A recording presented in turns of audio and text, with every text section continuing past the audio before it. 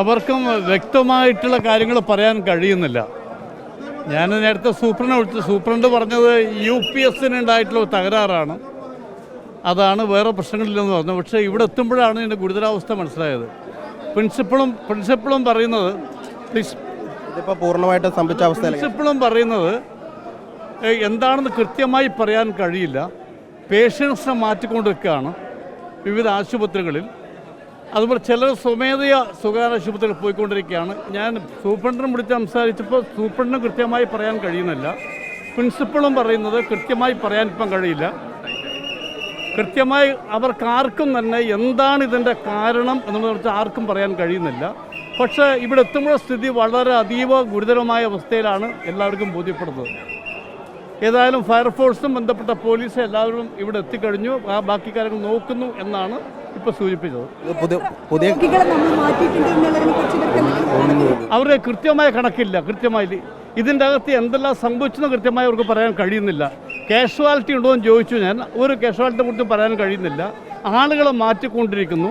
ഇനി ആരെങ്കിലും എന്തെങ്കിലും ഉണ്ടോ എന്ന കാര്യത്തെക്കുറിച്ച് കൃത്യമായി പറയാൻ കഴിയില്ല എന്നാണ് ഇപ്പം പ്രിൻസിപ്പൾ പറഞ്ഞത്.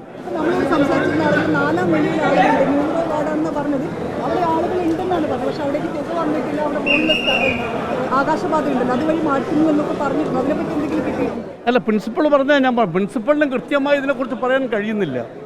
അദ്ദേഹം പറഞ്ഞത് പേഷ്യൻസിനെ മാറ്റിക്കൊണ്ടിരിക്കുന്നു എന്നാണ് അദ്ദേഹം പറയുന്നത്. ഇപ്പോൾ കൃത്യമായിട്ടുള്ള ഉത്തരം കിട്ടുന്നില്ല. ഞങ്ങളും അതിനുവേണ്ടിയാണ് ഇവിടെ വന്നിട്ടുള്ളത്, അറിയാൻ വേണ്ടിയാണ് വന്നിട്ടുള്ളത്. എന്താണ് സംഭവം കൃത്യമായി പഠിക്കാൻ തന്നെയാണ് വന്നിട്ടുള്ളത്. ഏതായാലും കുറച്ച് വെയിറ്റ് ചെയ്യാം. പുതിയ ബിൽഡിംഗ് കൂടെയല്ലേ? അതെ, പുതിയ ബിൽഡിംഗ് ആണ്. ഒന്ന് ഇതിൻ്റെ അകത്ത് ഇവിടുത്തെ ഒരു വിഷയം എന്താണെന്ന് ചോദിച്ചാൽ, നമ്മുടെ ബീച്ച് ഹോസ്പിറ്റൽ ശക്തിപ്പെടുത്തണം. ആദ്യമായിട്ട് ബീച്ച് ഹോസ്പിറ്റലിൽ ആവശ്യമായ സ്റ്റാഫില്ല, ഡോക്ടേഴ്സ് ഇല്ല, ഒന്നുമില്ല.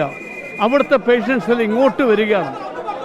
അത് കഴിഞ്ഞാൽ ഇവിടെ തന്നെ ആവശ്യമായ സ്റ്റാഫ് ഇനിയും നിയമിച്ചിട്ടില്ല.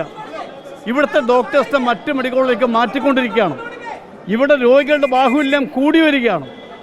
അപ്പോൾ ഇതിനാവശ്യമായിട്ടുള്ള മെഡിക്കൽ കോളേജിന് ആവശ്യമായ സ്റ്റാഫിനെ വെക്കാൻ പോലും തയ്യാറാകുന്നില്ല. അതാണ് പ്രധാനപ്പെട്ട സംഗതിയായിട്ട് എനിക്ക് തോന്നിയിട്ടുള്ളത്.